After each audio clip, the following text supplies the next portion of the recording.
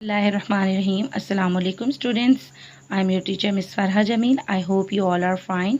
Students, now we are going to start our topic. It is the ideology of Pakistan and Allama Iqbal यानी नज़रिए पाकिस्तान और अल्लामा इकबाल यानी कि नज़रिए पाकिस्तान के हवाले से अल्लामा इकबाल के किरदार पर रोशनी डालेंगे कि अल्लामा इकबाल ने क्या खिदमात सर अंजाम दी नज़रिए पाकिस्तान के हवाले से पाकिस्तान बनने के लिए। मुझे अल्लामा इकबाल का हम पर सबसे बड़ा एहसान ये है कि उन्होंने मुसलमानों को एक अलग रियासत का तसव्वुर दिया। अगर तसव्वुर ही ना होता, ख़याल ही ना होता, तो फिर हकीकत कैसे पेश आती। तो उन्होंने अपनी शायरी के ज़रिए मुसलमानों को बेदार किया और उन्हें एहसास दिलाया कि वो हर लिहाज से हिंदुओं से एक अलग और मुख्तलिफ कौम है। बच्चों, आप यहाँ पर एक बात समझते चलें कि अल्लामा इकबाल पहल तो दूसरे अकाबरीन की तरह हिंदू मुस्लिम इत्तेहाद के हामी थे, लेकिन जब उन्होंने हिंदुओं की तंग नज़री और तासुब रवैया देखा तो फिर उन्हें जल्द ये एहसास हो गया और वो इस बात को सोचने पर मजबूर हो गए कि वो अलग मुल्क का मुतालबा करें। और इसी हवाले से आपने 1930 में अपने एक मशहूर खुतबे में, अपने एड्रेस में मुसलमानों के लिए एक अलग रियासत यानी स्टेट का मुतालबा किया ताकि मुसलमान इसमें रहकर अपने मज़हब और सकाफ़त के मुताबिक ज़िंदगी गुजार सकें। बच्चों, उन्होंने अब अपने इस खुतबे में क्या कहा, उसका मफ़हूम ये था कि मुझे ये नज़र आता है कि और नहीं तो शुमाली मगरिब हिंदुस्तान के मुसलमानों को बिलाखिर एक इस्लामी रियासत कायम करना पड़ेगी। कौन से? नॉर्थ वेस्ट इंडियन मुस्लिम्स, जो नॉर्थ वेस्ट इंडिया में रहते थे वो मुस्लिम्स को अब इस्लामी रियासत कायम करनी पड़ेगी अगर हम चाहते हैं कि इस मुल्क में इस्लाम बहैसियत तमद्दुनी क़ुव्वत ज़िंदा रहे, यानी कि इस्लाम का इस्तेहकाम उसी वक्त मुमकिन है कि मुसलमान एक मखसूस इलाके में अपनी मरकज़ियत कायम कर लें, यानी कि अपनी एक अलग स्टेट बना लें। मैं सिर्फ हिंदुस्तान में इस्लाम की फलाह व बहबूद के ख़याल से एक मुनज़्ज़म इस्लामी रियासत के क़याम का मुतालबा कर रहा हूँ। यानी वो कहते हैं कि इस्लाम की फलाह व बहबूद के लिए, इस्लाम को बचाने के लिए, इस्लाम के इस्तेहकाम के लिए वो इस्लामी रियासत के क़याम का मुतालबा करते हैं। इस्लाम के इस्तेहकाम के लिए अब ये ज़रूरी हो गया था कि एक अलग इस्लामी मुल्क कायम कर दिया जाए।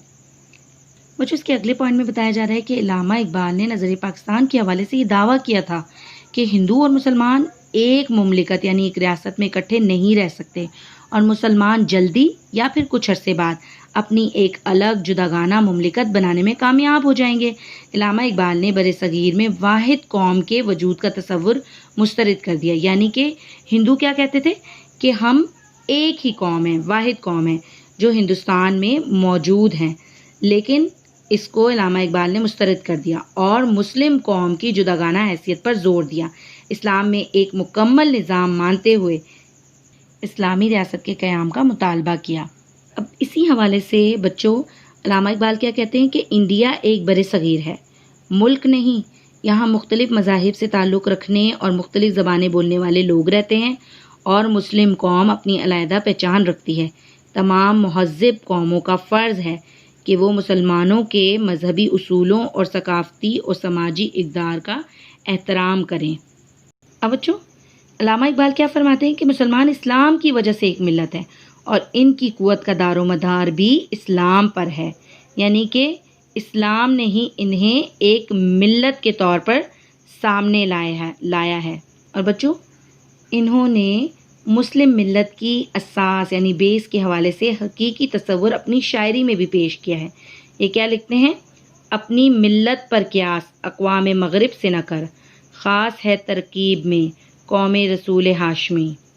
इनकी जमीयत का है मुल्क व नस्ब पर इन्हिसार, क़ुव्वत मज़हब से मुस्तहकम है जमीयत तेरी। वो अल्लामा इकबाल इसमें क्या कहते हैं कि हमें वेस्ट की नकल नहीं करनी चाहिए, बल्कि हमारे प्यारे नबी ने हमें एक मुकम्मल निज़ाम दिया है, उसके मुताबिक हमें अपनी ज़िंदगी गुजारनी चाहिए। इसके अलावा आपने मुसलमानों को मज़हब इस्लाम के हर पहलुओं को अपनाने और रंग व नस्ल के बुतों को तोड़ने का मशवरा दिया। इसके बारे में वो क्या कहते हैं? बुताने रंग व बू को तोड़ कर मिल्लत में गुम हो जा, نہ ترانی رہے باقی، نہ ایرانی نہ افغانی.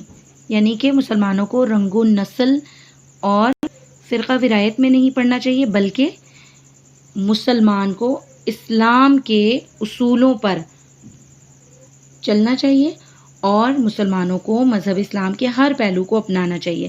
اس کے علاوہ اگلے پوائنٹ میں کیا کہتے ہیں کہ علامہ اقبال ساری دنیا میں بسنے والے مسلمانوں کو ایک ملت تصور کرتے تھے، اس لیے انہوں نے نیل کے ساحل سے کاشغر تک کے مسلمانوں کو حرم کی پاسبانی کے لیے ایک ہونے کا پیغام دیا.